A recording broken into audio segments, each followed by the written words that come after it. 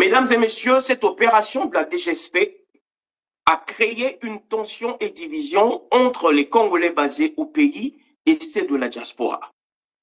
Plusieurs Congolais vivant au pays disent que les bébés noirs méritent d'être exécutés sans autre forme de procès. Et ceux qui sont à l'étranger disent qu'il est important de respecter la Constitution, les droits de l'homme et la procédure pénale, même lorsqu'il s'agit des criminels comme des bébés noirs. Qui a tort et qui a raison?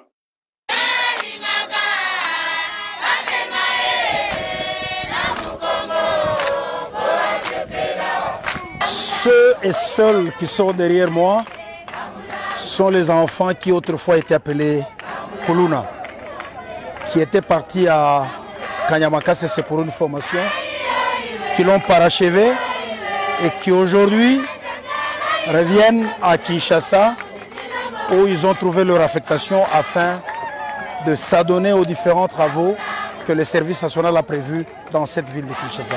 Nous allons avoir 2 bataillons qui vont arriver, c'est-à-dire 1200 bâtisseurs qui arrivent à Kinshasa. L'avion vient de faire sa première rotation. Comme vous le savez, ils ont fait Kanyama, Kassesi jusqu'à Moneditu par train avec le train du service national et de Moneditu à Mbujimayi par route, de Mbujimayi jusqu'ici par avion. Et donc d'ici mardi, l'ensemble des 2 bataillons pourra être sur place ici à Kinshasa.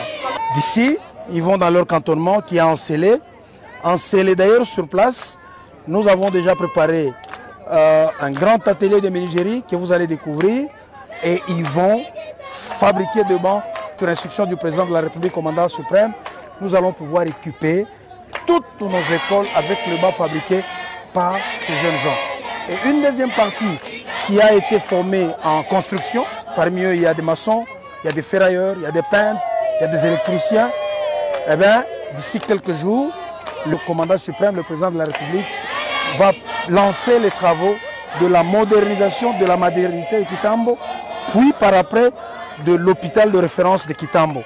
Donc ils ont un très grand travail et après cela, il y aura bien d'autres choses auxquelles ces enfants vont s'adonner. Ils sont devenus des bons citoyens. Il faut oublier, ce n'est pas ce qu'on pouvait appeler Kuluna. Il faut oublier avec ce terme. Ce sont des bons citoyens tels que vous voyez.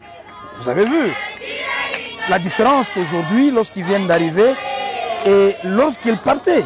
Juste dans leur attitude, vous ne trouvez pas une différence? Ce sont vraiment des enfants qui ont subi une transformation et qui sont vraiment engagés à la reconstruction de leur pays dans la discipline.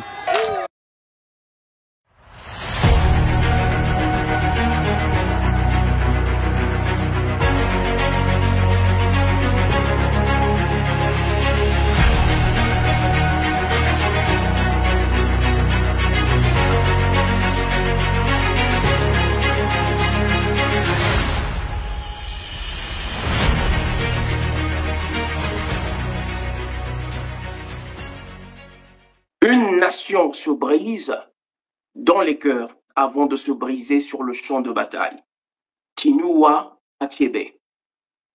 Dans cet épisode, nous parlerons de la fameuse opération de la DGSP contre les bébés noirs et Kuluna sur plusieurs prismes ou paramètres. Une opération qui a presque divisé la diaspora et les Congolais vivant au pays. Si le temps nous le permet, nous parlerons aussi de l'échec humiliant et historique de la République du Congo représenté par Firmin Matoko lors des élections du nouveau directeur général de l'UNESCO. Mesdames et messieurs, bonjour, bienvenue sur Droit Chemin en direct sur R7. Sans perdre du temps, nous allons suivre cet élément sur l'opération de la DGSP et on en parle juste après. Face à la recrudescence inquiétante de la délinquance juvénile qui a pris de l'ampleur dans certains quartiers de la capitale, la DGSP ainsi que la GER ont pris désormais les choses en main à travers l'opération Zéro Kuluna avec un message qui stipule « La République du Congo ne cédera ni à l'indiscipline, ni à l'insécurité, ni à la loi de la rue ». Cette opération qui vise à éradiquer tous les fauteurs de troubles qui en quelques jours seulement enregistrent déjà des bons résultats. Les habitants de Kombo, qui depuis cette opération retrouvent la sécurité dans leurs habitats, accueillent à bras ouverts cette initiative. Opération Anaro bientôt CPI makasi po kimia ezala pona biso oyo. Ozoteka mwa sanfo na boye ozonga boye bakangi yo na nzela. Batiko te so amona mwa téléphone a bien balandisi. Sécurité mboka na pofona basala mosalana. Bien que satisfait de cette initiative qui fait régner la paix dans les artères, ses habitants demandent à la DGSP d'opérer avec sagesse afin d'éviter les innocents. Souci na biso est-ce que moi bana biso ba innocent wana bazo kanga bango. Ebele pour le moment ba kufa ba koma ba ka ba innocent bana likambote. Ebela kuluna ero basi ba kalisi ba musu ba keki, ba musu ba ke ba ilmbamu, ba musu ba keke zamba ba ke ba bombani. Déjà final c'est la GA et ça musana malamu. Mais est touché l'innocenté. Parce que les innocents sont pas bons. Quoi c'est que qui va tirer mon doki. Toujours leur mon a roti maka. Mais tout va ça coupable. Va toucher ne va bombarder va coupable, va tika innocent. L'opération Zéro Colonna dans les quartiers sensibles ne vise pas la jeunesse dans son ensemble, mais ceux qui ont choisi le crime comme mode de vie. Cette initiative s'accompagne d'une vision d'encadrement éducatif renforcée et du programme de réinsertion, car sécuriser ne signifie pas brutaliser, mais protéger et reconstruire les bases d'un vivre ensemble durable. Pour le bon déroulement de cette opération, la Direction générale de la sécurité présidentielle, DGSP en sigle, appelle la population à dénoncer les lieux d'habitat de ces fauteurs de troubles afin de mieux assurer la sécurité de tout un chacun. Mesdames et messieurs, cette opération de la DGSP a créé une tension et division entre les Congolais basés au pays et ceux de la diaspora. Plusieurs Congolais vivant au pays disent que les bébés noirs méritent d'être exécutés sans autre forme de procès. Et ceux qui sont à l'étranger disent qu'il est important de respecter la Constitution, les droits de l'homme et la procédure pénale, même lorsqu'il s'agit des criminels comme des bébés noirs. Qui a tort et qui a raison? Nous allons parler sur droits humains sous le prisme des droits de l'homme. Nous allons commencer par le premier prisme, l'instinct de survie. Chers compatriotes, chers frères et sœurs congolais, et là je m'adresse à ceux qui vivent au pays. Je tiens à préciser que nous comprenons parfaitement la souffrance que vous traversez. Aucun Congolais nanti de bon sens ne peut sous-estimer ou minimiser le danger auquel vous êtes exposés. Il est important de tenir compte de la réalité traumatisante de nos compatriotes qui vivent au Congo afin de comprendre leur position à ce sujet. Il n'est pas facile de vivre pendant des années dans la peur et la violence. Chaque Congolais ignore s'il rentrera chez lui le soir à chaque fois qu'il sort de sa maison pour vaquer à ses occupations. D'ailleurs, même dans leur lieu de travail et dans leur maison, ils ne sont plus en sécurité à cause du phénomène de bébés noirs. Car nous avons plusieurs cas des attaques à domicile perpétrées par les bébés noirs et Kuluna. Il s'agit donc là d'un phénomène qui a causé plusieurs morts, blessés, cas de viol et cambriolage. C'est pour cette raison que nous comprenons parfaitement. Lorsque les Congolais disent « Mais non, vous ne comprenez pas notre souffrance, nous souffrons, nous sommes exposés, nous sommes en danger chaque jour. » On a vu les cas de la dame enceinte qui se rendait à l'hôpital, elle était presque à terme. Cette dernière a été attaquée par des bébés noirs qui l'ont ensuite éventrée. Ils ont fait sortir le bébé du ventre. Est-ce que vous voyez le niveau de cruauté de ces bébés noirs? Chers compatriotes, nous comprenons parfaitement la souffrance des Congolais, ceux qui sont au pays. Et il est également important de signaler que parmi ceux-là qui vivent à l'étranger, il y a des Congolais qui ont vécu de manière directe et en temps réel la violence des bébés noirs et des Kuluna.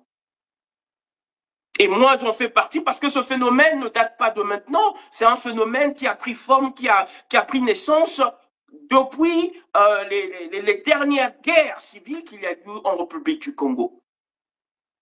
Et personnellement, nous avons été visité il y a cela quelques années par ce type de criminels. Et à l'époque, on ne les appelait pas des bébés noirs. Tout dictateur a besoin d'un minimum de base sociale pour durer au pouvoir. Ici, Sassou resserre sa base sociale en agitant le spectre d'un pogrom de nordistes s'ils ne le suivent pas aveuglément. Cette vision à courte vue contribue à éloigner le rêve de construire une nation, loin de la promesse des pères fondateurs Fulbert Youlou et Jacques Opango. Pour maintenir cette situation, Sassou compte sur l'exercice permanent de la violence en oubliant qu'aucune situation n'est éternelle. L'esclave finit toujours par se libérer. Sassou prouve ici qu'il est le principal mal de ce pays. Tout est dans le discours qui va suivre. Il a été prononcé le dimanche 21 mars 1999 à 9h. Dispensaire Marien Gouabi. Croisement rue Ossio et avenue Talangaï. Quartier Mikalou. Je vous remercie d'avoir répondu à mon appel. Je suis convaincu que vos chefs de quartier ont fonctionné comme souhaité, mais le moment est très court et le temps presse pour que notre rencontre dure. Alors, je ne vous dirai que l'essentiel de mon message. Et je ne parle pas en parabole.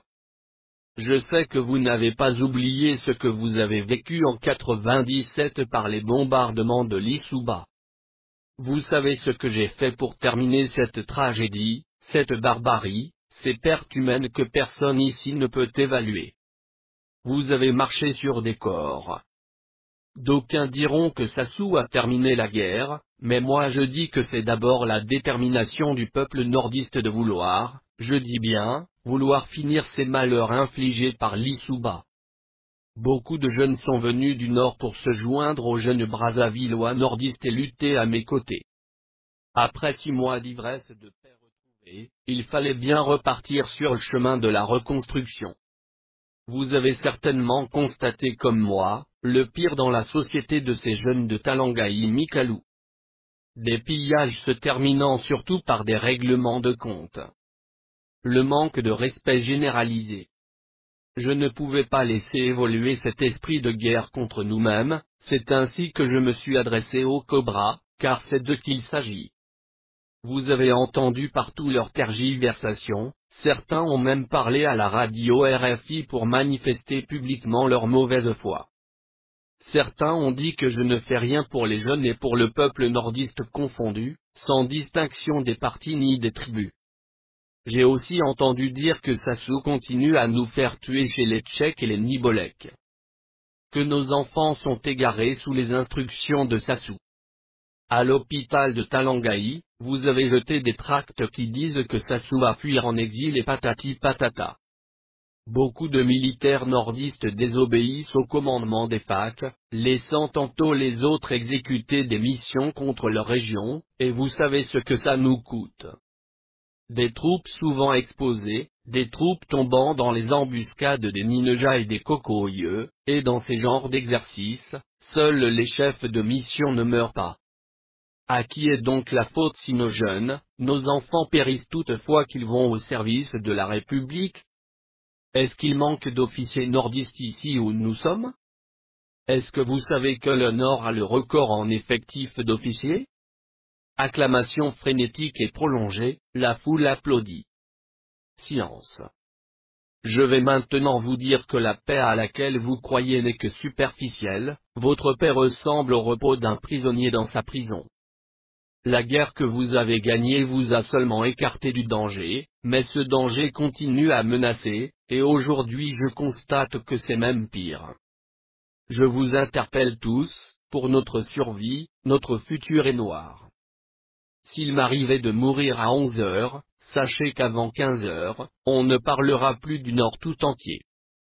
Tous nos villages seront brûlés, tous nos nordistes de Brazzaville comme ceux de Pointe-Noire mourront dans les 3 heures qui suivront ma mort. Donnez-moi donc vos enfants, j'ai besoin d'hommes pour assurer votre survie. On ne peut pas toujours compter sur les troupes étrangères, nous devons compter sur nous-mêmes d'abord. Je lutterai aux côtés de mes enfants comme je l'ai toujours fait depuis juin 97. Je ne fuirai jamais, je lutterai avec vous jusqu'à ma dernière goutte de sang. Les jeunes hommes iront dans les casernes, les jeunes filles apprendront les armes ici sur place à Brazzaville. Je vous exhorte à plus de vigilance et de courage. Je vous remercie.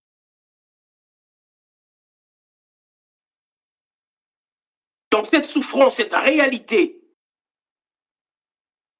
de nos frères qui sont basés au pays, nous la comprenons parfaitement. Nous ne sommes pas indifférents. Les Congolais vivant au pays ont ce droit constitutionnel d'être protégés par l'État. Et comme vous le savez, sur droit humain, tout ce que nous disons est fondé sur des faits, sur la loi, sur la Constitution. Et je citerai par là l'article 8. La personne humaine est sacrée et a droit à la vie. L'État a l'obligation de la respecter et de la protéger. Chaque citoyen a droit au plein épanouissement de sa personne dans le respect des droits d'autrui, de l'ordre public, de la morale et des bonnes mœurs. La peine de mort est abolie. Alors vous voyez que cet article n'est pas un article qui s'adresse juste aux bébés noirs, comme certaines personnes veulent présenter cet article en disant que non, on ne peut pas exécuter les bébés noirs parce que la peine de mort est abolie et tout ça. Mais ils oublient les premières phrases de cet article 8 qui garantit à tous les Congolais et qui donne la responsabilité à l'État, la responsabilité de protéger les Congolais, de respecter la vie des Congolais. Cet article précise que chaque citoyen a droit au plein épanouissement de la personne dans le respect des droits d'autrui. Donc ça veut dire que si les Kuluna, les bébés noirs ont des droits, les victimes également ont des droits. Ceux-là qui marchent dans l'intégrité, dans la République, ont également des droits. Donc nous ne pouvons pas parler des droits des bébés noirs et des Kuluna, sans parler des droits des Congolais qui sont victimes de cette violence. Et nous voyons également un autre article de la Constitution qui parle du devoir de la défense nationale. La défense de la nation et de son intégrité territoriale incombe à l'État et à chaque citoyen. Vous voyez que là, il y a une responsabilité duelle.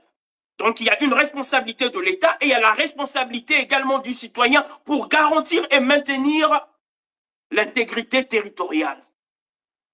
Et cet article dit également que la protection ne s'arrête pas à la vie individuelle, elle s'étend à la sécurité collective et territoriale.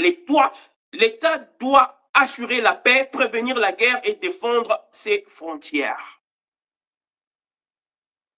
Voilà ce que dit la Constitution. Et donc, sur la base de ces articles,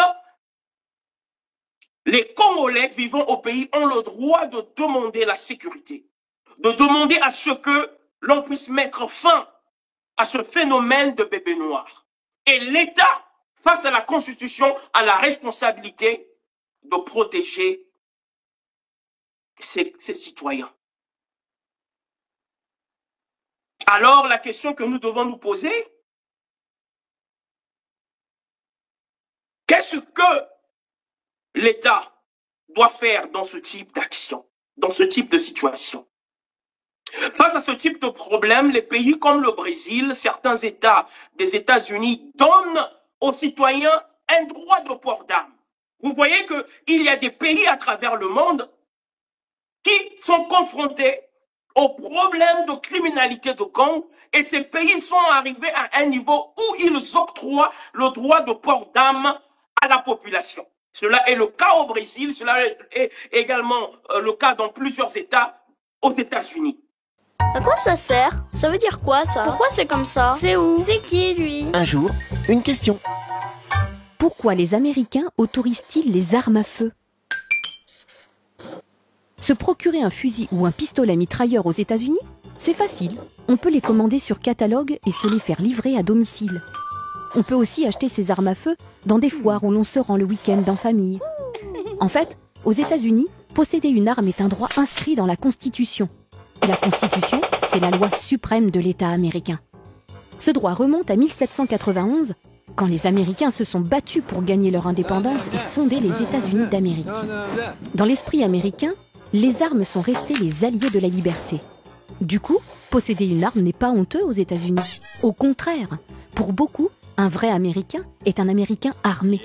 Un citoyen sur 4 possède une ou plusieurs armes. En tout, il y en a 300 millions qui circulent dans le pays. Mais le droit de posséder une arme est-il vraiment une bonne chose pour le pays? Oui, répondent ses défenseurs. N'importe quel citoyen doit pouvoir se défendre contre des malfaiteurs armés. Non, répondent ses opposants, car les armes font chaque année 30 000 morts. C'est plus de 80 personnes par jour. L'an passé, un jeune homme est entré dans une école de la ville de Newton. Il a tué 26 personnes, dont 20 enfants. Suite à ce drame, le président Obama a voulu limiter les armes et interdire la vente des fusils d'assaut. Une puissante association américaine qui défend les armes à feu s'y est opposée. Elle est soutenue par 4 millions d'adhérents. Tu te poses des questions? Nous, on y répond. Voici les mesures qui sont prises par certains États afin de protéger les citoyens. Alors, lorsqu'un citoyen a le droit au port d'armes, qu'est-ce que cela veut dire? Cela veut dire que lorsque ce dernier est attaqué par des criminels comme des bébés noirs et qu'il se retrouve en situation de légitime défense, la loi dans ces nations permet aux citoyens de protéger sa vie au nom de la légitime défense. Et voilà une réalité que nous devons comprendre. Ici, je suis impartial dans mon analyse, je me mets dans la peau de tout le monde. Et en ce moment, je me mets dans la peau de ceux-là qui vivent au pays, qui sont exposés à ces crimes chaque jour. Nous parlons ici et j'essaie d'interposer, de faire le parallèle avec d'autres nations qui sont exposées au même problème, sinon pire. Donc, il ne faut pas négliger le danger et le trauma dans lesquels vivent nos compatriotes au pays. Alors, face à ce désespoir, l'opération de la DGSP est donc reçue comme une action salutaire. Mais, maintenant, il faut se poser des questions cruciales, chers compatriotes. Est-ce que ce désespoir donne le droit aux Congolais vivant au pays de dire à ceux de la diaspora qu'ils n'ont pas le droit de parler de ce sujet? Vous ne savez pas ce que nous vivons, vous êtes loin, vous n'avez pas le droit d'en parler.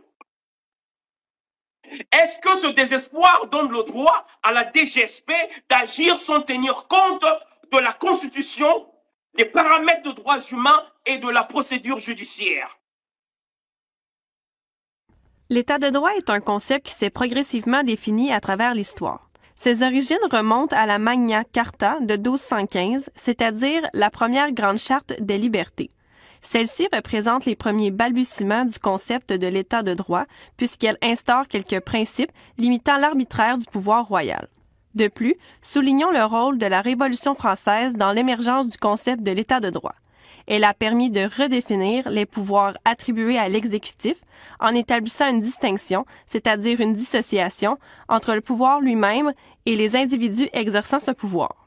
L'État de droit peut se définir comme un système de normes juridiques constituant des remparts contre l'exercice arbitraire du pouvoir, c'est-à-dire d'éviter toute domination fondée uniquement sur la force.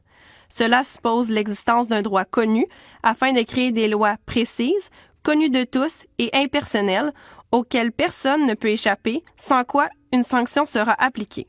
Autrement dit, l'État de droit prévoit que nul ne doit être au-dessus de la loi, y compris et surtout les individus qui travaillent au service de l'État. Il limite ainsi les pouvoirs de l'État face à la population, afin de garantir la souveraineté du peuple et l'égalité entre les individus, et ce, peu importe leur statut ou fonction qu'ils occupent. À la lumière de cette définition, il est possible d'en dégager 4 principes fondamentaux. Premièrement, l'État de droit suppose l'existence de normes juridiques hiérarchisées où chacune des normes se soumet aux normes supérieures qui la valident. De cette façon, il existe au sommet de la pyramide une loi suprême à laquelle chacune des normes inférieures s'y rattache, la Constitution du pays, par exemple la Constitution américaine ou encore la Constitution française. La hiérarchie des normes compte ensuite les engagements internationaux du pays, les lois, les règlements, puis les décisions administratives. Bien sûr, l'ensemble de ces normes doivent être effectives sur le territoire même de l'État. Par exemple, les lois promulguées et appliquées en Allemagne ne sont pas applicables en Espagne et vice-versa. Deuxièmement, tous sont égaux devant la loi.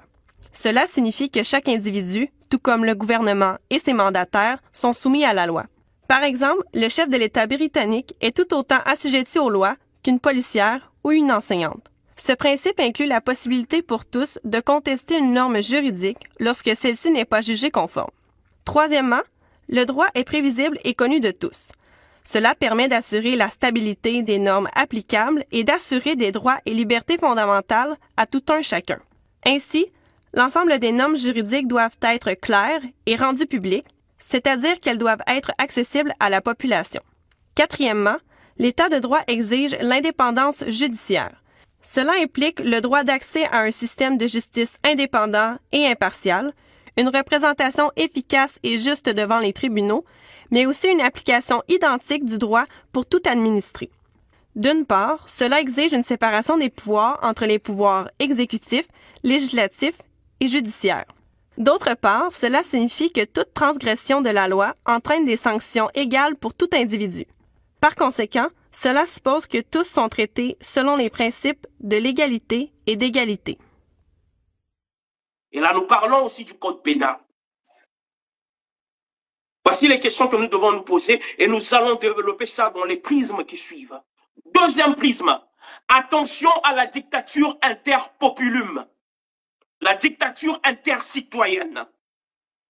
Ça, c'est un terme que j'ai créé parce que je l'ai trouvé nulle part. Parce que j'étais en train de réfléchir sur la tension actuelle qu'il y avait entre la diaspora et ceux qui sont au pays.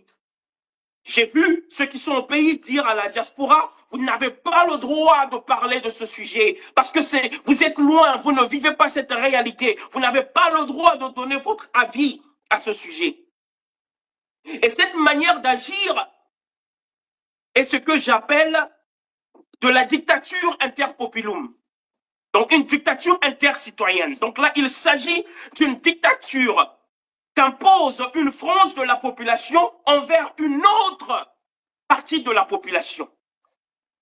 Et cela est contre la constitution congolaise. Vivre la situation au pays ne donne pas le pouvoir à ceux qui vivent au pays de bâillonner la voix de la diaspora. Cela est contre la constitution et devient une forme de dictature, ce que j'appelle la dictature interpopulum ou la dictature intercitoyenne. Nous sommes les premiers à parler de la liberté d'expression, de parler contre la dictature qui se passe au pays, les actes d'abus de pouvoir qui sont pratiqués par les gouvernants, mais entre nous, peuples, nous devons être exemplaires.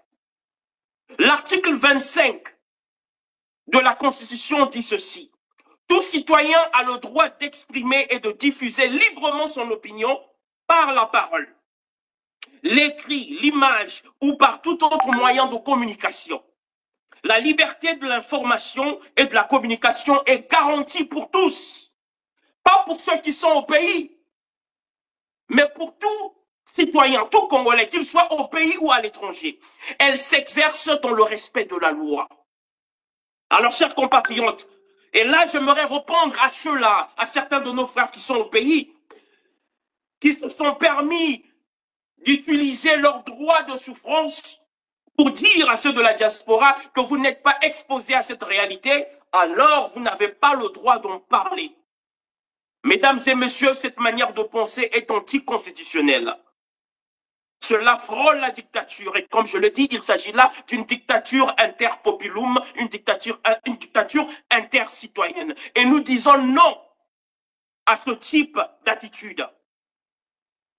Si la diaspora n'a le droit de parler de la situation des bébés noirs, tout simplement parce qu'ils ne vivent pas la chose, alors les docteurs n'ont pas le droit de soigner les malades car ils ne sont pas malades. Je répète, si la diaspora n'a pas le droit de parler de la situation de bébés noirs, donner son avis, proposer des solutions, tout simplement parce qu'elle est loin du pays, alors les docteurs n'ont pas le droit de soigner les malades car ils ne sont pas malades eux-mêmes. Alors, vous voyez la contradiction dans votre manière de raisonner.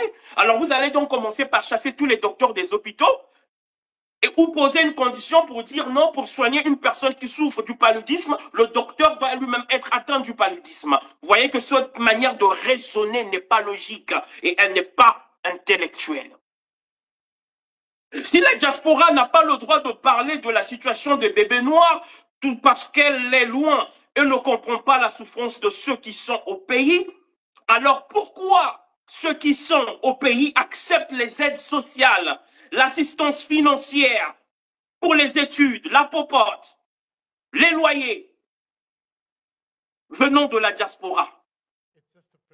Selon des données de la Banque mondiale, les transferts de fonds de la diaspora vers l'Afrique en 2023 ont atteint 54 milliards de dollars, une augmentation de 6,1% par rapport à 2022. Cette performance, la Banque africaine de développement l'attribue à la mise en place par au moins 32 pays africains de services et de politiques chargés de susciter l'intérêt de la diaspora. C'est le cas de l'Éthiopie et du Rwanda qui mènent des campagnes ciblant leurs expatriés pour les inciter à investir dans des projets de développement dans leur pays d'origine. Ceci à travers l'instauration de la double nationalité pour leurs ressortissants et l'accompagnement des réseaux de la diaspora dans le monde. Ceci afin de garantir une meilleure contribution de la diaspora au développement du continent. Tous les chiffres montrent à quel point la diaspora est importante dans la mobilisation des financements. Aujourd'hui, nous sommes dans une dynamique où nos économies sont fortement dépendantes de la mobilisation extérieure que nous ne maîtrisons pas. Chaque dollar, chaque euro que nous recevons dans le cadre du partenariat, il me semble, constitue comme un maillon d'une chaîne qui nous lie en termes de décision. Bien que leur volume dépasse celui des investissements directs étrangers estimés à 22 milliards de dollars en 2022, les envois de fonds de la diaspora africaine ne contribuent que marginalement au financement du développement et à la création de richesses sur le continent. À cet effet, il est impératif que les gouvernements africains et les institutions financières travaillent de concert pour surmonter les défis persistants et garantir que ces fonds contribuent de manière optimale au bien-être des populations africaines. C'est un peu tout le paradoxe qui se pose à nos pays aujourd'hui. Parce que les chiffres que vous avez donnés, pour le Mali en particulier, ces chiffres dépassent de loin ce qui est appelé aide publique au développement, entre guillemets, je n'aime pas le mot aide publique au développement à nos pays, mais pourtant, on appelle ceci bailleurs de fonds. Mais on n'appelle pas la diaspora bailleur de fonds. Pourtant, elle déploie des ressources qui vont au-delà du soutien que nous recevons de ces partenaires-là. Donc aujourd'hui, le regard nouveau que nous devons avoir, c'est d'abord valoriser et respecter cette diaspora qui fait ce type d'investissements, qui sont des investissements significatifs. L'apport de la diaspora et des afrodescendants ne se limite pas qu'au transfert des fonds. Le phénomène de fuite de cerveau associé à leur départ pourrait, selon les experts, profiter au continent, en ceci qu'il constitue un pôle de qualification pour la main-d'œuvre. Pour certains pays africains comme l'Angola, le Cameroun, le Ghana et le Sénégal, le taux de diaspora qualifié dans les pays développés selon l'Organisation de coopération et de développement économique OCDE dépassait les 20% en 2010. Ils ne se sentent pas non plus très bien dans les pays d'accueil. Quelque part, ils disent, mais nous sommes originaires d'un continent, et quand ils voient que ce continent est discriminé, ils ont envie de venir au secours de ce continent et d'apporter leurs compétences. Ils sont très compétents, et aujourd'hui, leurs moyens financiers pour pouvoir permettre le développement du continent. C'est dans l'optique de dresser un cadre normatif pour piloter les échanges entre la diaspora et l'Afrique que l'Union africaine organise à Lomé du 22 au 25 octobre 2024 le 9e congrès africain. L'événement réunira les Africains du continent, de la diaspora et les afrodescendants autour du thème « Renouveau du panafricanisme et le rôle de l'Afrique dans la réforme des institutions multilatérales, mobiliser les ressources et se réinventer pour agir ». La diaspora, chaque année, envoie du matériel médical au pays face au manque, au manquement lié à l'incompétence du gouvernement. La diaspora envoie des béquilles. Il y a cela quelques années, à travers une association, nous avons envoyé des béquilles, des chaises pour des handicapés. Et ceux qui sont au pays ont applaudi. Ils ont aimé cet acte. Alors pourquoi est-ce que vous n'avez pas dit, Jérôme Lemba, association XY, n'envoyez pas de l'aide, n'envoyez pas des équipements médicaux, n'envoyez pas de l'argent pour payer les études de vos frères, n'envoyez pas de l'argent pour payer les soins médicaux de vos frères, parce que vous êtes loin, vous ne comprenez pas notre souffrance. Alors pourquoi ce double langage? Pourquoi cette manière sélective de traiter vos frères de la diaspora? Voilà pourquoi nous vous invitons et vous rappelons sur l'importance de l'unité et de la compréhension mutuelle. Ne tombez pas dans le piège de la division, chers frères et sœurs. Doit-on rappeler que la lutte et la fin de la colonisation au Congo a été orchestrée par des Congolais de la diaspora? Lorsque nous parlons de l'association amicale qui a joué un grand rôle dans la lutte contre la colonisation, mais l'association amicale est une association qui a été créée au sein de la diaspora en France, par la diaspora. Et cette association a joué un grand rôle pour mettre fin, pour combattre la colonisation. Mais pourtant, ceux qui étaient au pays n'ont pas eu à mettre en place de telles initiatives. Ils étaient au pays, ils suivissaient la colonisation de manière directe. Pourquoi n'ont-ils pas initié ces actions? Pourquoi la lutte aiguë contre la colonisation est venue de la diaspora? André Matsoua, qui est un acteur clé de la lutte contre la colonisation, était un membre de la diaspora.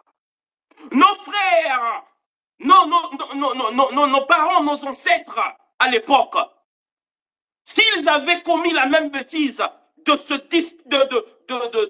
dire à la diaspora que non, vous n'avez pas le droit de parler de notre misère, de la colonisation, parce que vous êtes en Europe, c'est nous qui subissons cette colonisation sur place. S'ils avaient parlé ainsi, je pense qu'on allait toujours être sous une colonisation directe.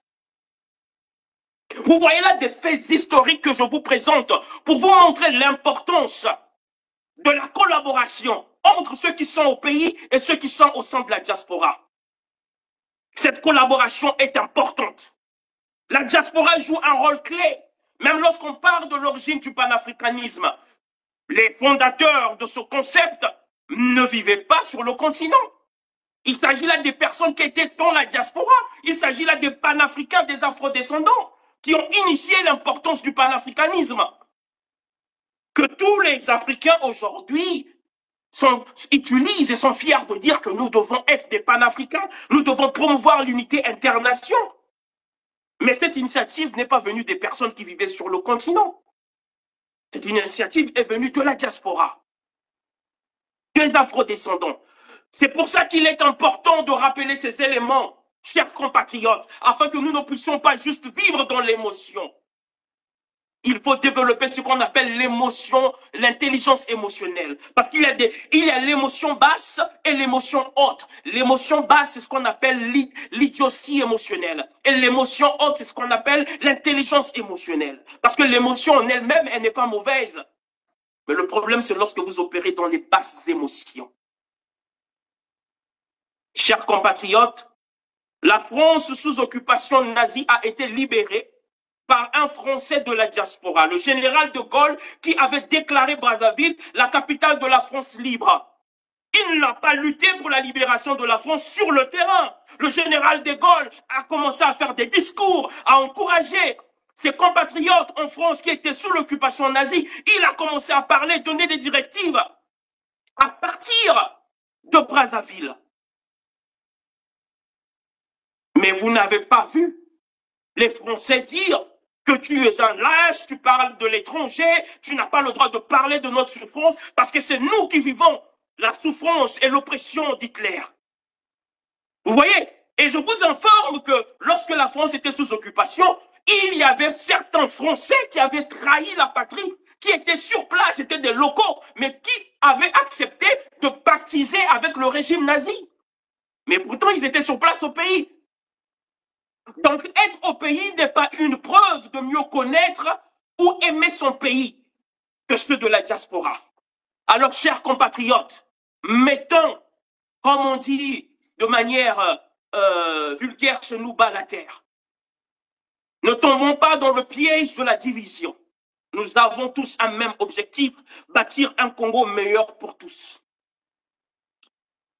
Plus Plusieurs membres de la diaspora comptent arrêter de lutter pour un meilleur Congo et envoyer de l'argent ou toute forme d'aide au pays si les choses ne changent pas en 2026. Ça, c'est ce que nous avons reçu comme information de la part de beaucoup de nos frères de la diaspora. Ça, je vous le dis à vous, nos frères qui sont au pays. Il y a beaucoup des Congolais de la diaspora qui, aujourd'hui, se sentent lésés, qui ont l'impression d'aimer un peuple, un pays qui ne lui donne pas de l'amour en retour. Ils sont là, ils ont l'impression qu'ils font des sacrifices. Ils donnent de leur argent. Ils envoient l'argent au pays. Ils participent pour prendre soin à ceux qui sont au pays. Régler des problèmes qui devaient être résolus par l'État. Ils sont également impliqués pour dénoncer ce qui ne marche pas. Ils mènent des actions. Ils parlent pour ceux qui sont au pays, contre l'oppression et tout ce qui est fait à ceux-là qui sont au pays. Ils demandent l'eau, l'électricité, alors qu'ils sont loin et là où ils sont, ils n'ont pas de problème d'électricité. Mais malgré ce sacrifice, ils sont très souvent insultés, minimisés par ceux-là même qui sont au pays, ceux-là qui sont les premiers bénéficiaires du combat qu'ils sont en train de faire. Merci. Merci de me donner la parole. D'abord, je voudrais faire un constat. À savoir qu'aujourd'hui, c'est grâce à la diaspora africaine, et grâce à ces médias, dont Africa 24, et par ailleurs, si vous me permettez, d'autres médias comme Afrique Média, la diaspora et tous les réseaux sociaux, que la vérité est sortie au grand jour. Donc, je voudrais profiter de cette occasion pour vous encourager, vous les médias de la diaspora. Bien, parce qu'il y a plusieurs techniques pour mettre quelqu'un sous l'éteignoir, pas un silence total. N'eût été l'intervention de Afrique Média, non, c'est Africa 24, oui, nous, qui a transmis 24. En direct les réseaux sociaux et le procès, peut-être qu'on n'aurait jamais su la vérité. Je dis bien peut-être. N'eût été aussi d'autres médias, vous me permettez, comme Afrique Média du Cameroun, avec leurs panélistes comme les Banakani, peut-être qu'on n'aurait jamais su la vérité. Donc quand quelque chose est bien, il faut encourager. Voilà. Cela fait mal, chers compatriotes. Vous devez vous rendre compte que vous êtes en train de combattre ceux-là qui luttent pour votre bien-être. Je vous le dis, il y a beaucoup de compatriotes qui aujourd'hui, qui ont dit clairement, qui m'ont dit à moi, que après 2026, si les choses ne changent pas, nous allons considérer que le peuple congolais, ceux-là qui sont au pays, aiment le pouvoir en place, qu'ils sont satisfaits de la gouvernance du pays et ils vont respecter votre décision. Et ils vont arrêter de faire des transferts monétaires au pays et également de parler sur la situation du pays. Vous voyez ce que vous êtes en train de créer? Est-ce que vous voyez ce que vous êtes en train de créer? Parce que ces personnes de la diaspora se disent que à chaque jour, on se sacrifie, on sort pour faire des marches. Les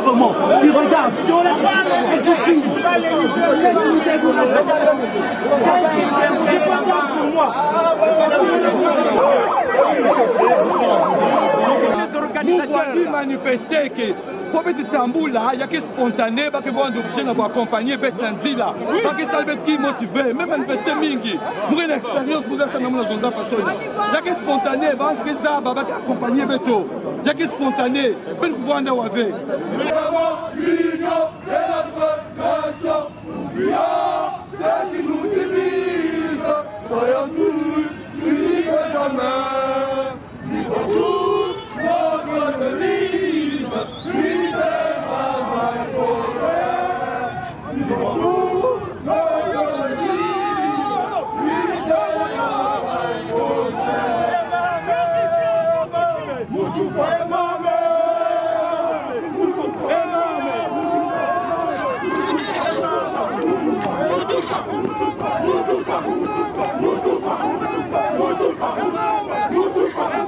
Nous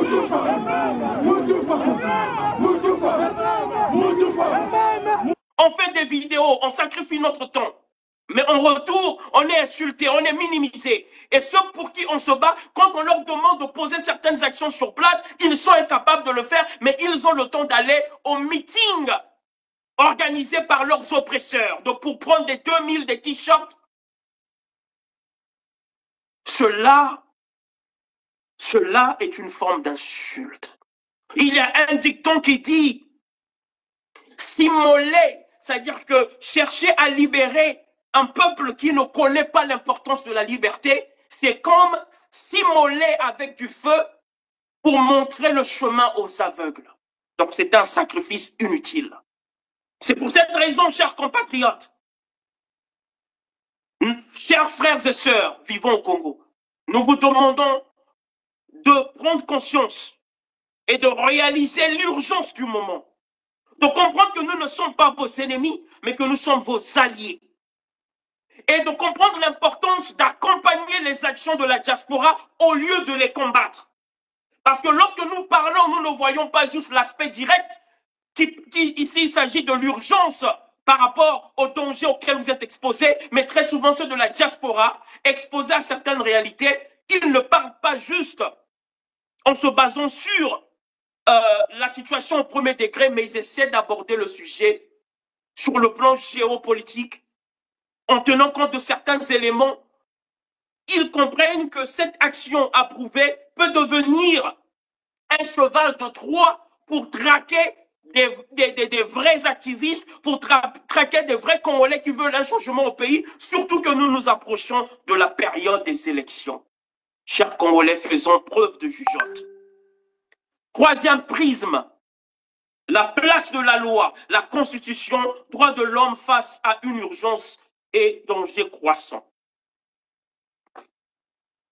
Plusieurs Congolais disent que l'urgence est le type de danger justifie l'exécution sans procès judiciaire des Kuluna et des bébés noirs. Cette manière de penser est-elle valide? Article 9 de la Constitution. La liberté de la personne humaine est inviolable. Nul ne peut être arbitrairement accusé, arrêté ou détenu. Tout prévenu est présumé innocent jusqu'à ce que sa culpabilité ait été établie à la suite d'un procès juste et équitable garantissant les droits de la défense. On inculpe, c'est le coupable. Non. Un deuxième temps de l'instruction.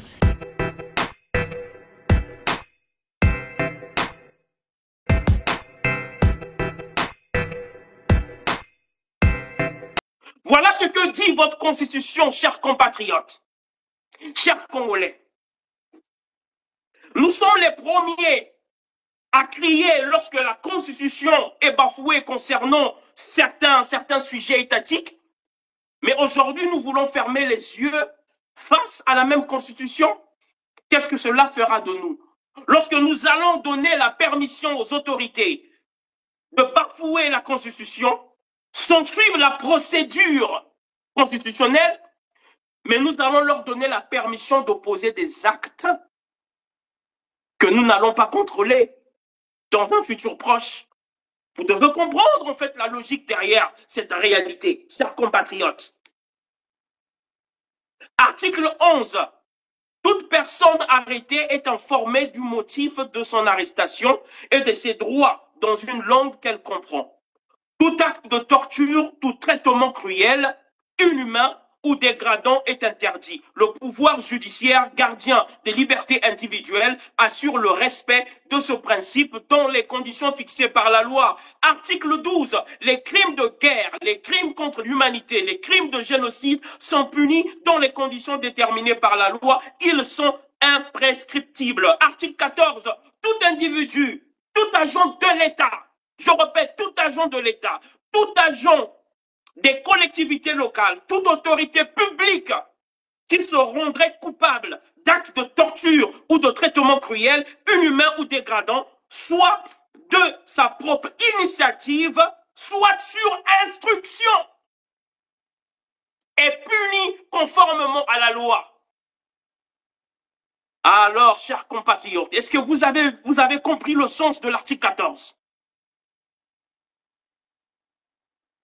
Est-ce que vous avez compris le sens de l'article 14?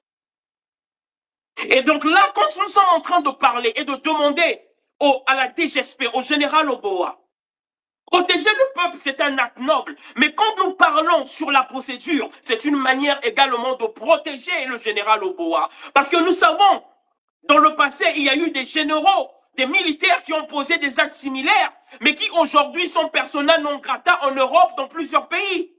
Pendant que ceux qui les ont donné l'instruction d'agir ont toujours le droit d'aller dans ces pays-là. Alors c'est qui le perdant? C'est qui l'idiot? Vous recevez des instructions pour poser des actes anticonstitutionnels, des actes qui sont contre les droits de l'homme, la charte des droits de l'homme. Mais vous oubliez que lorsque les sanctions vont tomber, c'est vous qui allez être limité, c'est vous qui allez être en danger, c'est votre famille qui ne pourra pas vous voir parce que vous aimez envoyer vos enfants en Europe. Est-ce que ça vous fera plaisir, général Oboa, si demain, vous n'êtes pas capable de vous rendre en Europe, aux États-Unis, ou je ne sais où, tout simplement parce que vous avez suivi une instruction qui est contre la Constitution?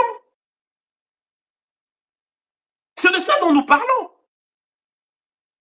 C'est ça ce qu'on appelle être impartial. C'est ça ce qu'on appelle la haute émotion, l'intelligence émotionnelle. Nous devons éviter d'opérer dans les basses émotions, chers compatriotes. Alors certains vont dire non, mais Jura Lumba, il faut comprendre, la situation est différente, il s'agit d'une situation délicate. Il s'agit d'une situation délicate. Il s'agit d'un problème sérieux. Ce sont des choses, la situation du Congo est une situation complexe. Ok, d'accord. Nous, ici, sur R7, nous ne sommes pas dans l'émotion basse. Nous sommes dans l'intelligence émotionnelle et nous sommes dans les faits, dans le pragmatisme. Je vais vous donner des faits. Je tiens à vous informer que la situation du Congo n'est pas une situation unique et particulière. Il y a des pays à travers le monde qui subissent la criminalité des gangs. Et le taux de criminalité dans ces pays est plus élevé que celui que nous vivons en République du Congo. Je vais vous donner des exemples concrets. Le Brésil a un taux de criminalité plus élevé que le Congo. Mais l'État a procédé à la création d'une unité spéciale appelée BOP, pour combattre ce type de criminalité. Pensez-vous que la criminalité des gangs qui se passe dans les favelas au Brésil, je vous rappelle qu'au Brésil, les criminels n'utilisent pas les machettes, ils ont dépassé ce niveau. Au Brésil, dans les favelas, les criminels ont des AK-47, ils ont des pistolets, ils ont des kalachnikovs. Vous voyez, le niveau de la criminalité est élevé.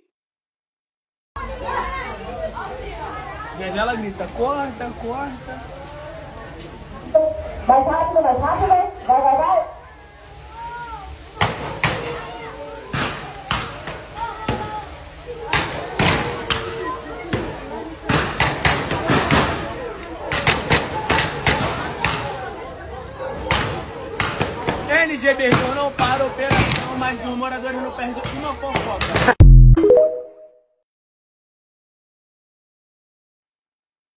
Et pratiquement le taux même des crimes affectant les citoyens au Brésil est 50 fois plus élevé. Au Congo-Brazzaville, il y a combien de morts causées par les bébés noirs par an? Le total par an est inférieur au total des morts causées par les gangs au Brésil par mois ou peut-être par semestre. Et pourtant, le Brésil est dans une situation plus délicate en termes de criminalité. L'urgence est présente, mais le gouvernement brésilien a respecté la loi. Ils ont suivi la procédure, ils ont créé une unité spéciale et ils ont défini leur rôle au niveau du Parlement. Et tout l'État le peuple était informé de la création de cette unité et de leur devoir. Et c'est une action qui n'est pas menée de manière isolée ou de manière temporaire. La BOP, cette unité opère de manière continuelle. Voilà l'efficacité dans la gestion de la criminalité. Et ça, on en parlera peut-être plus tard. Aux États-Unis, les États-Unis qui font aussi face à des cartels de criminels plus organisés et mieux armés que les bébés noirs, obligent les SWAT. Les SWAT, ça fait partie d'une unité spéciale aux États-Unis contre les criminalités, contre la lutte, spécialisée dans la lutte contre le gangstérisme et les cartels. Nous avons également le FBI. Le FBI, bien que c'est une agence qui a été mise en place pour régler ce type de situation, des situations que la police ne peut régler, mais le FBI ne peut pas faire usage de la force ultime sur un prévenu, sauf en cas de légitime défense. Vous voyez? Selon la loi américaine, tout agent doit passer devant un comité pour justifier toute exécution lors d'une opération. Vous voyez le sérieux étatique dans d'autres pays. Et pourtant, la criminalité aux États-Unis, lorsqu'on parle de la criminalité des gangs, des cartels aux États-Unis, mais cette criminalité est plus élevée que celle que nous avons au Congo-Brazzaville. Mais malgré cela, il y a un processus et des comités qui ont été mis en place, même pour surveiller les actions des agents de la police, de la SWAT et autres. Vous ne pouvez pas juste comme ça, parce que vous avez une opération, vous mettre à tuer. Parce que même après avoir tué, même si c'était une légitime défense, il y a un comité des experts qui vont analyser. Ils vont même suivre la vidéo parce qu'ils se déplacent avec des vidéos. Est-ce que la DGST, ils ont le système des caméras? C'est là où on parle d'équiper notre armée. Notre armée n'est pas équipée. Vous imaginez même l'armée de l'équipe qui s'occupe de la sécurité du président, la personnalité la plus importante de l'État, le garant de notre souveraineté. Ils ne sont pas équipés avec des bodycams, des caméras qui leur permettent de filmer leur opération afin de se justifier au cas où la DGSP est accusée de violation de droits de l'homme. Est-ce que c'est l'argent qui manque au Congo? Nous avons quand même un président qui est militaire. Il devait avoir la fierté même de bien équiper l'armée, de faire de notre armée l'armée la mieux équipée. Mais vous voyez que cela n'est pas le cas. Mais au Brésil, ils ont des bodycams. Aux États-Unis, ils ont des bodycams. Lorsque vous exécutez une personne en légitime défense, ils vont voir ces vidéos, ils vont analyser. Vous allez passer devant un comité. On va vous poser des questions pour vous dire, est-ce que c'était la meilleure solution? Est-ce que vous étiez face à une situation de légitime défense? Ils vont analyser la situation et pourtant c'est un pays qui est exposé à une criminalité plus élevée. Alors arrêtez de justifier l'injustifiable, chers compatriotes. Arrêtez de justifier l'injustifiable. Dois-je également vous parler de la situation de septembre 11, le 11 septembre. Les États-Unis ont été frappés par une attaque terroriste. Les tours humaines s'effondrent. Les États-Unis sont humiliés à l'échelle internationale. Tous les Américains pleurent. Plusieurs citoyens sont morts. Mais le président pouvait se dire que face à une telle situation, je vais directement déclencher, utiliser toutes les armes, les forces de l'ordre des États-Unis afin de frapper ceux-là qui ont frappé les États-Unis. Mais non! Le président était obligé de passer par le Congrès et le Sénat. Et je vous informe même, le premier vote, tout le monde avait voté pour l'usage de force à 100%. Et le deuxième vote, je pense que c'était au niveau du Sénat. Tout le monde avait voté, sauf une dame qu'on appelle, si je ne me trompe pas, Barbara Lee. Barbara Lee était la seule qui s'était opposée au projet du président américain pour pouvoir déclencher une attaque armée et létale contre ceux-là qui ont touché l'honneur des États-Unis. Alors dites-moi, vous pensez que les Kuluna ont posé des actes plus cruels que ceux du 11 septembre? Ce n'est pas une manière de minimiser votre souffrance. Nous sommes en train ici de vous donner des éléments pour vous montrer que même dans des pays où la violence est plus avancée et plus aiguë, l'État reste intellectuel, l'État reste sérieux. Ils suivent la procédure et respectent la Constitution. Et il y a des vidéos que vous allez suivre pendant mon exposé. pour confirmer ce que je suis en train de dire. Et parmi ces vidéos, il s'agit du cas également de El Salvador. El Salvador, c'est l'un des pays où il y a un taux de criminalité incroyable. C'est tout le pays qui est infesté par la criminalité. Il s'agit là des cartels qui se sont organisés comme un État parallèle. Il ne s'agit pas de ces bébés noirs-là qui sont encore un peu dispersés, qui ne sont pas encore organisés comme des cartels organisés ou un État parallèle. Or, El Salvador, c'est sérieux. Un sérieux problème. Mais lorsque le nouveau président a été élu, l'une de ses missions, de ses promesses au peuple de El Salvador, c'était d'éradiquer, de mettre fin au problème de criminalité. Mais lorsqu'il est élu, il a le droit, il est le garant de la sécurité de la nation. Et il est le président d'un pays où la criminalité est un problème majeur, un problème primaire. Mais qu'est-ce que le président de El Salvador a fait? Il n'a pas décidé tout simplement comme ça, voilà, ok. Allez, il demande à la gendarmerie, à l'armée et à tous les corps de forces publiques d'aller traquer tous les cartels et de les tuer. Non, non, non, non, non, non. Même dans un pays classé parmi les pays les plus dangereux au monde, Tala, na El Salvador, Babomaka. Si un gars de El Salvador vient vivre en République du Congo et qu'il voit la réalité des bébés noirs, il va rigoler. Pour lui, il va dire que c'est un pays en paix. Est-ce que vous voyez, je fais cette comparaison juste pour vous montrer le niveau de criminalité, d'insécurité qu'il y a au El Salvador. Mais malgré cela, le président, qu'est-ce qu'il a fait? Il avait un projet qu'il appelait Estado del Exception. En français, en anglais, ils ont appelé ça the State of Exception. Et en français, le projet s'appelle l'état d'exception ou le régime d'exception. Et dans ce projet qu'il avait, il l'a soumis au Congrès. Il a soumis au Congrès. Et le but du projet, c'était de demander la permission au Congrès et au peuple que l'on puisse suspendre certaines lois de la Constitution qui freinent l'opération de la police et de l'État pour pouvoir régler les problèmes de l'insécurité et de la criminalité. Cette loi a été présentée au Congrès. Malgré l'urgence, malgré le problème, malgré les gens qui meurent chaque jour, ils ont respecté la procédure. Chers Congolais, un pays est bâti dans le respect des procédures.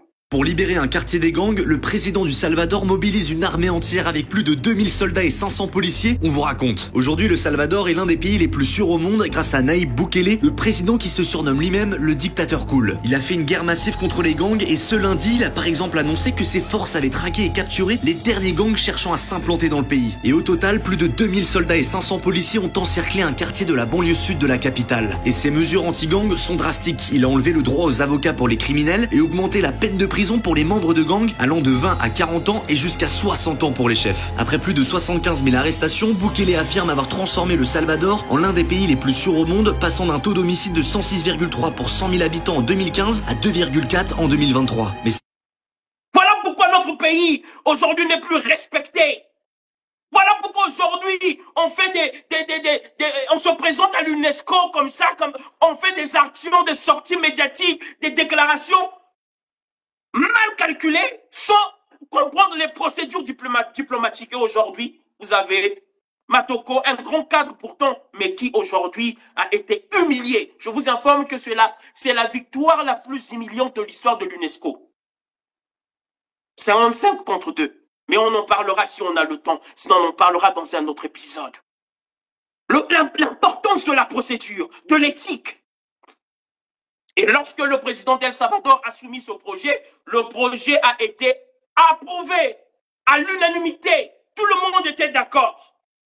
Et le peuple a célébré et a salué le projet du président Estado del Exception, le projet de l'exception d'État, où des lois ont été suspendues, des lois qui freinent l'exécution des opérations pour pouvoir arrêter les criminels et tout ça. Dès que cette loi ce projet a été validé par le Congrès, approuvé par le peuple, le président de El Salvador a commencé à agir Et au moment où je vous parle, le taux de criminalité au El Salvador a baissé de manière spectaculaire. Vous voyez qu'il est possible de produire des résultats, chers Congolais, sans bafouer la loi. Il est possible de produire des résultats tangibles,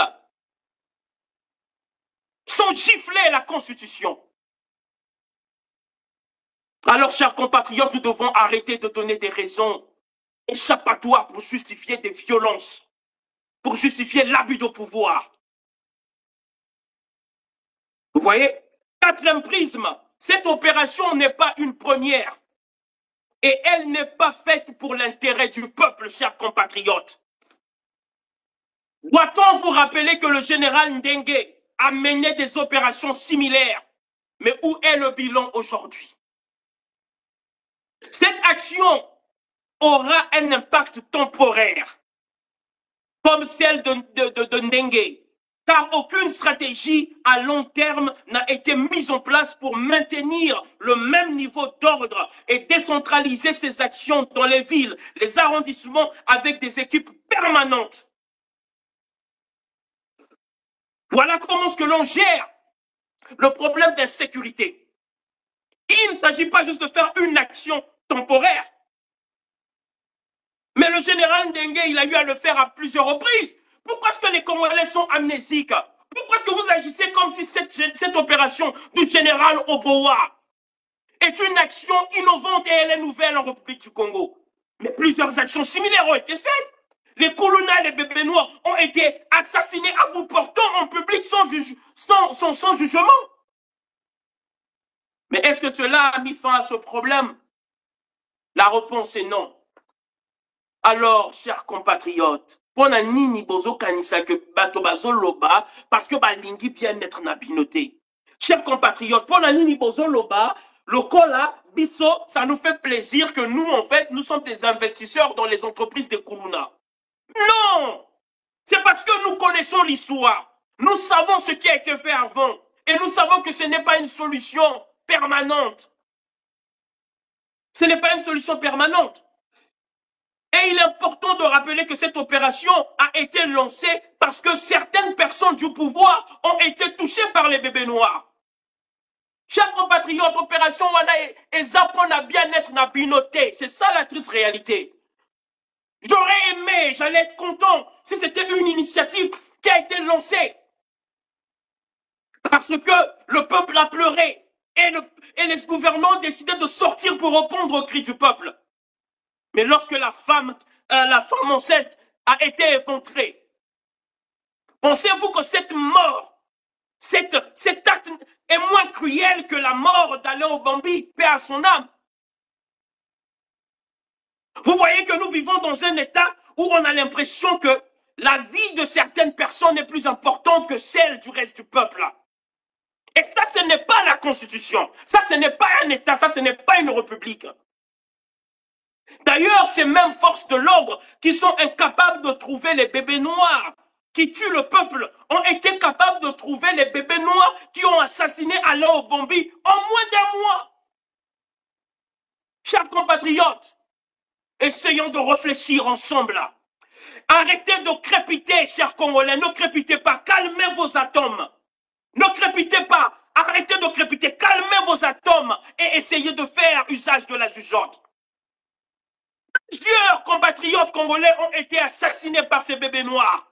Plusieurs mères, sœurs, enfants, filles, nos sœurs violées par ces bébés noirs. Jusqu'à présent, les investigations sont sans suite. Mais bizarrement, un homme du pouvoir est assassiné et l'investigation est conclue en moins d'un mois. Vous comprenez que si rien n'est fait pour vous, peuple congolais, c'est parce qu'on ne vous considère pas comme des humains. Vous êtes considérés comme des sous-hommes au service d'une classe politique qui se considère comme la haute classe, les rois, et vous êtes des sujets. Encore mieux, vous êtes des animaux sans valeur. Voici une autre preuve qui montre que la violence en République du Congo est volontaire, elle est voulue. Parce que lorsqu'elle touche ceux-là qui sont du pouvoir, tout de suite des actions, le système judiciaire est activé, la police, l'armée et tout. tout est activé pour pouvoir résoudre le problème. Vous comprenez que ça, c'est donc volontaire. Parce que nous savons tous même que ce phénomène de bébé noir, c'est un phénomène qui est né suite au retour du régime actuel de M. Denis Sassou Nguesso. Cela fait 25 ans que ce problème existe. Il s'agit donc là, et la majorité de ces bébés noirs sont des jeunes de moins de 25 ans. Rares sont ceux qui ont plus de 30 ans. Donc vous savez, donc, oui, il s'agit donc là d'un fruit. Voici l'un des bilans du régime du PCT. Les bébés noirs. Les bébés noirs qui ont été accouchés par les papas noirs et les mamans noirs. Les mémés noirs et les pépés noirs du régime. Ce sont eux les vrais criminels de notre nation. Cette opération, je vous rappelle, est aussi une manière de traumatiser le peuple pour éviter un soulèvement pendant la période des élections qui approchent. Ce n'est pas anodin. Pourquoi n'ont-ils pas agi l'année passée? Pourquoi n'ont-ils pas agi l'année d'avant? Pourquoi déclenchent-ils une telle action à quelques mois des élections et ils commencent à faire l'usage de la force devant la population? C'est une manière de les traumatiser et de réveiller le trauma de la guerre. Voilà pourquoi le président ne cesse de dire à chaque fois, attention, ne jouez pas avec la paix, la paix chèrement acquise. À chaque fois, le peuple congolais est menacé avec ce terme de la paix. Mais nous oublions que la paix n'est pas seulement l'absence de la guerre, mais la paix, c'est également l'absence de la faim, l'absence de l'injustice, l'absence du chômage. C'est ça la paix. Mais les Congolais ne sont pas en paix. De quelle paix parlons-nous? Les seules personnes qui expérimentent la paix, ce sont les gouvernants et leurs enfants qui occupent 3, 4, 7 positions au même moment, qui cumulent plusieurs positions pendant que les Congolais sont au chômage et même certains membres du PCT sont au chômage. D'ailleurs, certains d'entre eux se mettent à crier sur les réseaux sociaux comme Fred Makita, membre du PCT, mais qui pleure chaque jour parce que certaines positions ont été prises en otage par les fils d'eux, les enfants d'eux, les filles d'eux. Voilà la triste réalité. Même ceux-là qui font partie du PCT, il y a des niveaux et certains sont brimés. Certains ne sont pas pris en compte. Voilà la triste réalité. Voici la vraie raison de ces actions. Cette action ce n'est pas un acte anodin, chers compatriotes. Cinquième prisme. Pourquoi ces actions ne sont dirigées que contre les criminels de rue et jamais contre les criminels de l'État? Les criminels en veste, les criminels détenteurs des titres honorifiques. Pourquoi ces derniers ne sont pas ciblés? Alors que la Constitution est très claire, l'article 15, tous les citoyens congolais sont égaux devant la loi et ont droit à la protection de l'État. Nul ne peut être favorisé ou désavantagé en raison de son origine familiale, ethnique, de sa condition sociale, de ses convictions politiques, religieuses, philosophiques et ou autres. Nous, l'enquête de Libération ce jeudi sur le détournement présumé de la manne pétrolière du Congo-Brazzaville, l'un des pays hélènes les plus pauvres du monde. Des centaines de milliers d'euros, de millions d'euros évaporés dans ce qui s'apparente au pillage de tout un pays où le revenu moyen par habitant n'atteint pas 5 € par jour. Le premier volet de cette enquête, intitulé « Le président, l'intermédiaire et les millions envolés », raconte comment l'arrestation de cet homme d'affaires, Lucien Ebata, un proche du président Denis Sassou Nguesso, mis en examen en France en 2021 pour blanchiment et corruption active, comment son arrestation a permis la mise au jour d'un puissant système financier occulte au profit du clan du président Denis Sassou Nguesso, arrivé au pouvoir pour la première fois, on le rappelle, en 1979, une affaire qui a commencé en janvier 2012 à l'aéroport de Roissy où Lucien Ebata s'était fait arrêter en possession de sommes stupéfiantes en liquide, 182 000 € et 40 000 $ en espèces non déclarées, au cœur de ce système de détournement présumé. une société, la société de Lucien et Bata, la société Orion, du nom de la constellation symbolisant la force dans la mythologie grecque. Une entreprise moins poétiquement immatriculée aux Seychelles avec l'aide du cabinet d'avocats Mossack Fonseca, un nom qui vous dit sans doute quelque chose puisqu'il s'agit de la société qui s'est retrouvée au cœur du scandale d'évasion fiscale des Panama Papers. S'agissant d'Orion, donc, Libé affirme que cette société a alimenté des dépenses somptuaires, des dizaines de milliers d'euros de cadeaux achetés dans des boutiques de luxe sur les Champs-Élysées, jusqu'à des mouvements de cash pouvant atteindre des millions d'euros à Paris et à Monaco. Libération évoque une affaire qui résonne avec celle des biens mal acquis, dans laquelle, on s'en souvient, des membres du clan de Denis Sassou Nguesso sont soupçonnés de s'être constitués des patrimoines illicites en France grâce à des détournements de fonds publics. Mais cet article n'est pas respecté par la gendarmerie. Cet article n'est pas respecté par les militaires, par la police. Au Congo-Brazzaville, il y a une injustice dans la manière de traiter les problèmes des citoyens. Il y a une injustice, comme je l'ai expliqué tout à l'heure, lorsque des Congolais lambda sont assassinés et éventrés par les bébés noirs, silence radio. Mais lorsqu'on touche à un membre du pouvoir, lorsque c'est un gendarme, un militaire ou un gars de la DGSP qui a été tué par des bébés noirs, alors là, on libère le dragon de l'État afin de sécuriser le pouvoir tyrannique. Alors que l'article 15 dit que tous les Congolais doivent être traités de la même manière, que si tu es un Congolais lambda, tu commets un crime, tu dois répondre devant l'État, devant la Constitution, devant la justice. Et si tu es un ministre, si tu es une personne haut placée au niveau de l'État, tu commets un crime, corruption, affaire de corruption, abus de pouvoir, tu dois être traité de la même manière. Et je vais vous donner un exemple tout clair, chers compatriotes. Je ne veux même pas aller en Europe, sinon vous allez dire, ah non, vous savez, en Europe, voilà, ils ont ceci, ils ont cela, je vous ramène et je vous laisse en Afrique. Je vous emmène avec moi en Afrique du Sud. Au moment où je vous parle, l'actualité est chaude en Afrique du Sud.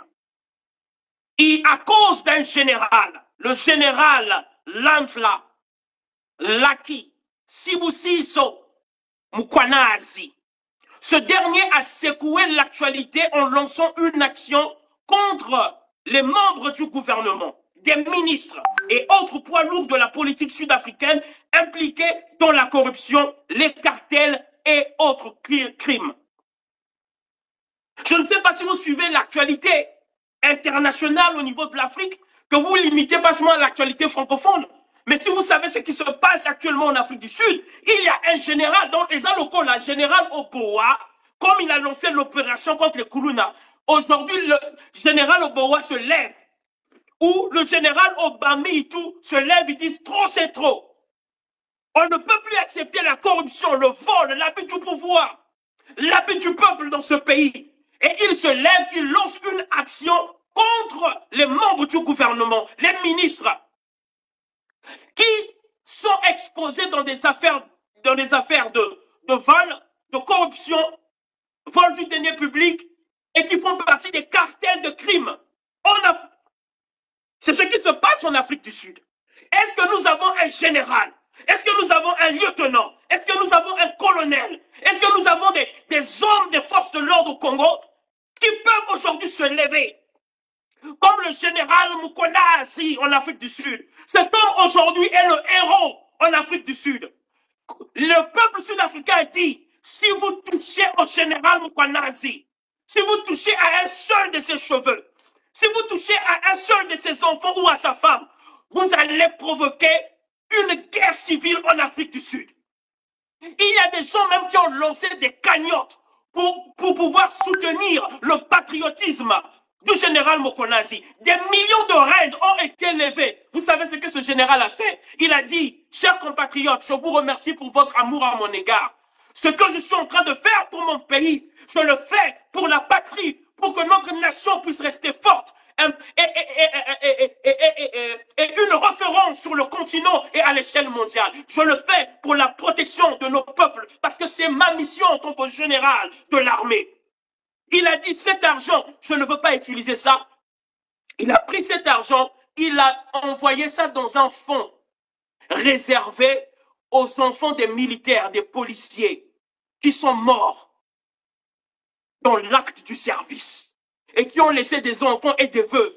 Donc tout l'argent qui a été levé par les Sud-Africains qui ont soutenu l'acte patriotique de Mukwanasi, ils ont pris tout cet argent-là. Le général Mukwanasi a pris cet argent et il a dirigé ces fonds pour aider les orphelins laissés par les militaires, les policiers, les gendarmes qui sont morts. Voilà ce que M. Mukwanasi a eu à faire. Aujourd'hui, cet homme est protégé. La population sud-africaine se lève matin et soir et il rappelle à tout le monde, si vous touchez à cet homme, vous allez provoquer une guerre en Afrique du Sud. Est-ce qu'au Congo, nous avons de tels hommes? Opération Nabino, c'est seulement contre le pauvre peuple.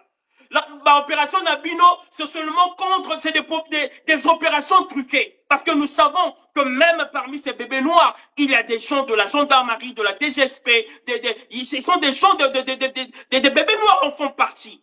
Et souvent, quand il y a ce genre d'opération, il s'agit même des règlements de compte entre bébés noirs qui se trouvent dans les corps, dans les forces de l'ordre. Vous voyez, c'est ça la triste réalité en République du Congo. Et en dehors de l'acte de M. Mukwanasi, il y a également une opération qui a été lancée à Cape Town. Une affaire de vol de deniers publics, plus de 2 milliards de rondes ont été volés par des membres du gouvernement. La police a mené une investigation et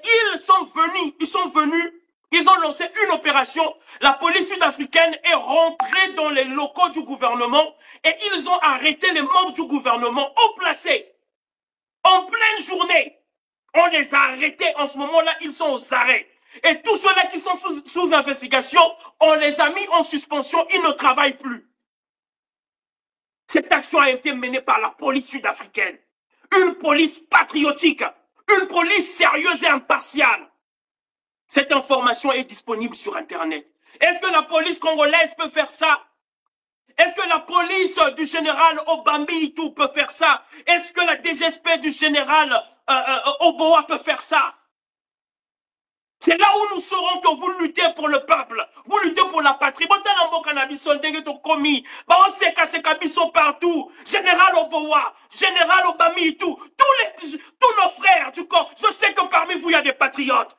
Est-ce que ça vous fait plaisir? Regardez notre pays, on n'est plus respecté partout à travers le monde. Et ça, la binopacité.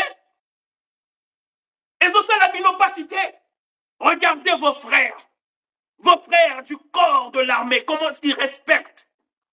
Comment ils respectent leur mission et leur devoir, qui consiste à protéger l'État et non protéger un clan. Prenez l'exemple de l'Afrique du Sud. Prenez l'exemple de l'Afrique du Sud. 6e prisme, la solution c'est un état de droit, des infrastructures adéquates, des forces de l'ordre impartiales, bien formées et équipées. Le manque de prison pour contenir tous les bébés noirs arrêtés, c'est un problème réel. Aujourd'hui, quand certaines personnes sont en train de se moquer du général Obambi-Itu et tout ça, mais est-ce que vous pensez qu'il a vraiment échoué? Parce que selon les informations que nous avons reçues, le général Obambi-Itu a eu à arrêter plus de 400-500 criminels, bébés noirs, qui sont aux arrêts. Mais ils ont été obligés de s'arrêter parce qu'il n'y a plus de place. Il n'y a plus de place pour mettre les criminels, les bébés noirs arrêtés. Alors, Boye Bissanga, vous voulez que Obambi-Itu puisse mettre ces criminels où? À Bochabango Wapi.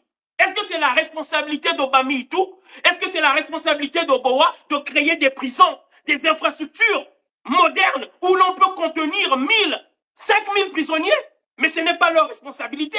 C'est la responsabilité du ministère de la Justice, c'est la responsabilité du ministère de la Jeunesse qui doit créer des centres de réinsertion pour ceux-là qui n'ont pas atteint un niveau de criminalité aiguë, qui n'ont pas atteint un niveau irréversible. Mais c'est la responsabilité de M. Bouya pour créer des prisons. des centres modernes, et même au niveau des commissariats. Si on avait des commissariats modernes, en Afrique du Sud, en Europe, partout à travers le monde, il y a des commissariats, juste des commissariats qui ont la capacité de contenir 100, 200 prisonniers. Mais si aujourd'hui, même au niveau du Congo, juste les commissariats avaient déjà une capacité même de 300, 500 prisonniers, et que les grandes prisons pouvaient contenir 1000, 2000, 3000, 5000 prisonniers, vous pensez qu'aujourd'hui, la police, la gendarmerie n'allait pas être capable de rafler tous ces voyous qui sont dans les rues et les mettre en prison? Voici un autre point qu'il faut souligner. Où sont les prisons? Où est-ce qu'on va mettre ces prisonniers? Le manque d'équipement moderne à la disposition des gendarmes et policiers. Est-ce que les gendarmes et les policiers sont équipés? Hein? Est-ce que les gendarmes et les policiers en République du Congo sont-ils équipés, mesdames et messieurs? Ailleurs, il y a le système de bracelets, les bracelets que l'on met, les bracelets numériques digitales et que l'on met sur les prisonniers. Donc tu es en résidence surveillée, tu peux être à la maison, mais on surveille tes mouvements. Mais en collaboration avec... Aujourd'hui, vous parlez de la fibre optique, non? Hein, ministre numérique, monsieur Ibombo, juste Ibombo. Hein, tu nous fais du bruit ici, là, qu'on a évolué, on a la fibre optique et tout ça. Mais la fibre optique, elle sert à quoi? Elle ne sert pas juste à dire qu'on a une fibre optique. Il faut l'utiliser. Et parmi les usages de la fibre optique, lorsque vous avez soi-disant l'Internet rapide, vous avez la dernière technologie en termes d'Internet, mais il faut en faire usage, il faut le démontrer. Et l'une des manières d'en faire usage, c'est d'utiliser ce système de bracelet que l'on met aux prisonniers. Cela est le cas en France, aux États-Unis, un peu partout. Est-ce que toi, dans le Congo, voici des solutions? Voici des solutions. Hein? Manque de formation technique, administrative et surtout sur l'éthique professionnelle. Ça, c'est un élément très important. Au Congo-Brazzaville, les gendarmes, les militaires, les policiers, la majorité n'ont aucune formation en termes d'éthique. Vous savez, lorsqu'on fait certains métiers comme le métier comment on appelle le métier, excusez-moi, le métier de policier, de militaire, gendarme, docteur, avocat, ce sont des métiers sensibles qui nécessitent un sens d'éthique. Malheureusement, nos policiers n'ont pas d'éthique.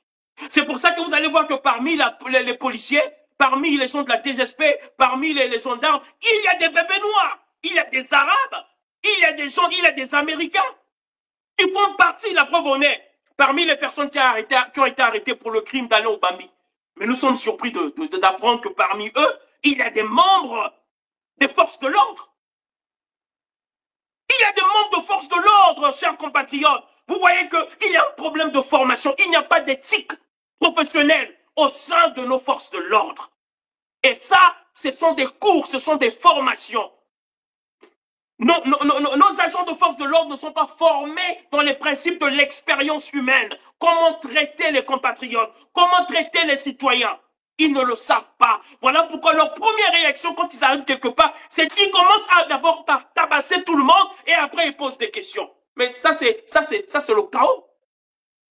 Ça c'est le chaos. Mais tout ça c'est le fruit du manque de formation sur le plan de l'éthique. Voilà des solutions par rapport au problème, le problème du Congo.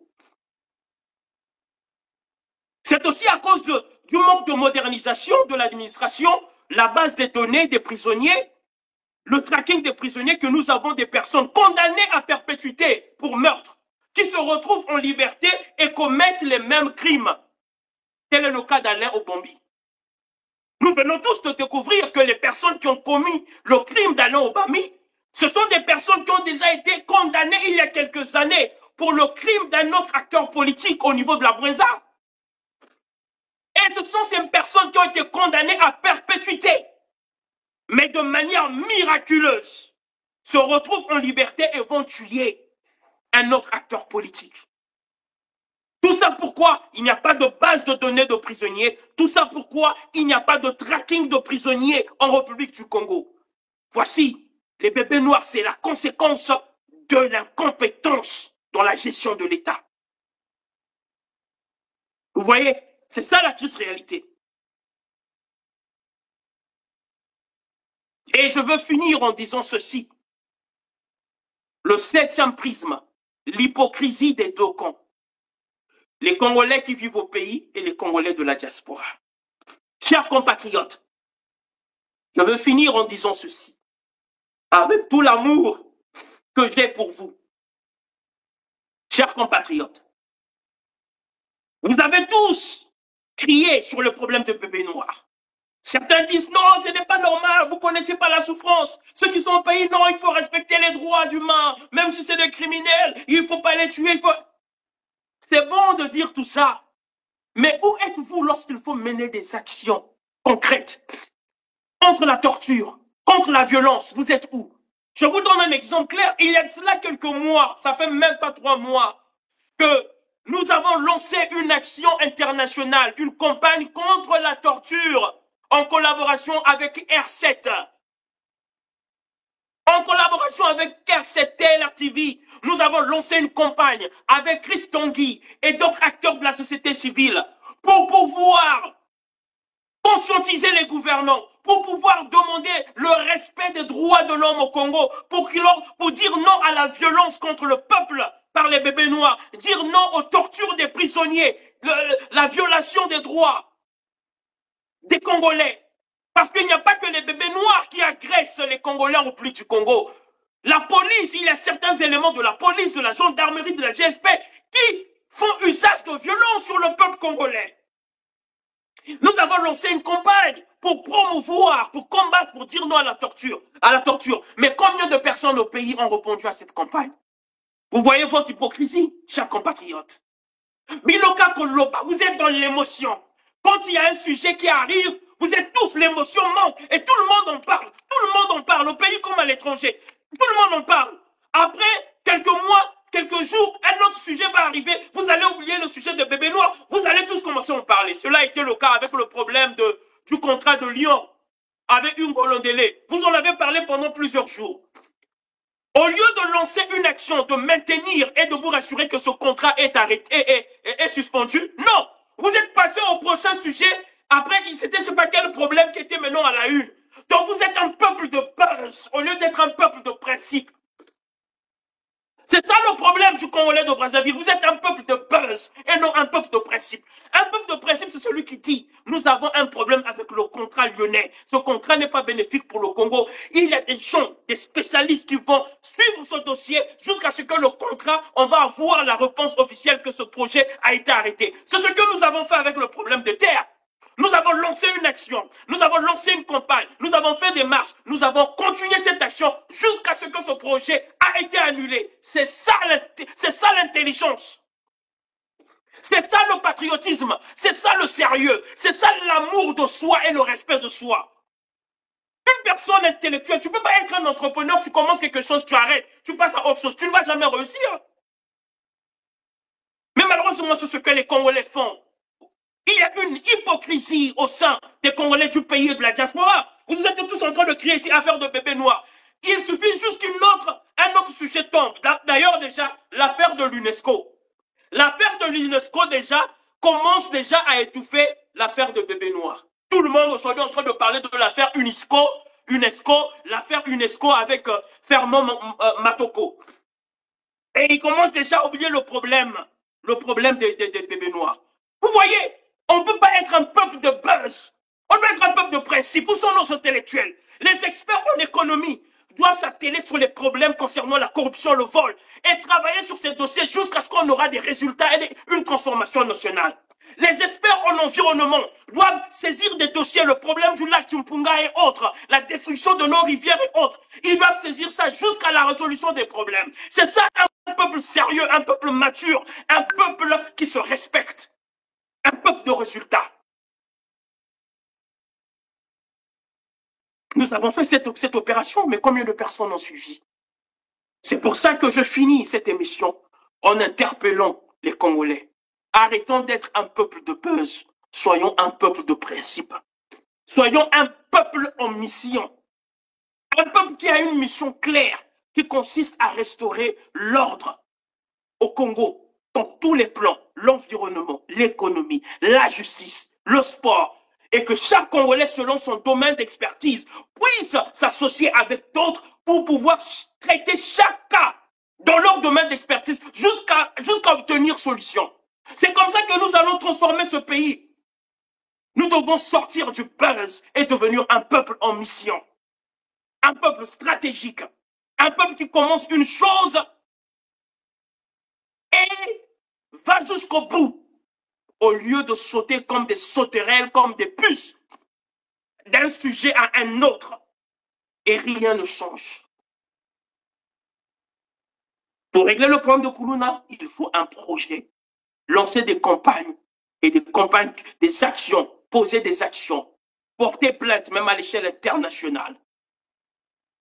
Et continuer à faire des pressions jusqu'à ce que le gouvernement congolais va prendre des actes pour pouvoir résoudre le problème de criminalité, bien former nos forces de l'ordre, leur équiper, faire de la gendarmerie, la police, la DGSP, tous ces corps-là, les meilleurs en Afrique centrale, sinon en Afrique. C'est ainsi que nous allons régler les problèmes de Koulouna, des pépés noirs. Avoir une police qui vit, qui marche selon l'éthique et les principes. Une police impartiale. C'est ainsi que nous allons régler les problèmes de criminalité. Avoir un peuple lui-même qui est intègre, qui se respecte, qui respecte la loi et qui n'accepte pas, ne tolère pas l'injustice commise par un Congolais lambda ou par le fils d'un président ou le fils d'un ministre. C'est comme ça qu'on bâtit un pays sérieux. Voilà ce que je tenais à dire aujourd'hui. Chers compatriotes, l'heure est grave. Nous devons sortir dans les basses émotions et commencer à agir comme un peuple en mission. Cela est très important. Arrêtons d'être un peuple de buzz, devenons un peuple en mission. C'est le dernier mot que je tenais à partager avec vous. Et je le dis avec amour, sans orgueil, sans prétention, parce que j'aimerais que le Congo change réellement. Jurol Bemba. Aujourd'hui, nous transpirons pour le pays. J'aimerais que demain, que je puisse être en train de transpirer parce que je danse dans une cérémonie où nous célébrons l'excellence du Congo. Que je transpire parce que le Congo a gagné la Coupe du Monde. Que je transpire parce que le Congo est devenu premier dans tel domaine. Je transpire parce qu'on célèbre l'excellence du Congo. Tel est mon désir. Jurol Bemba, le patriote. Je vous souhaite une excellente fin de journée sur R7. Au revoir.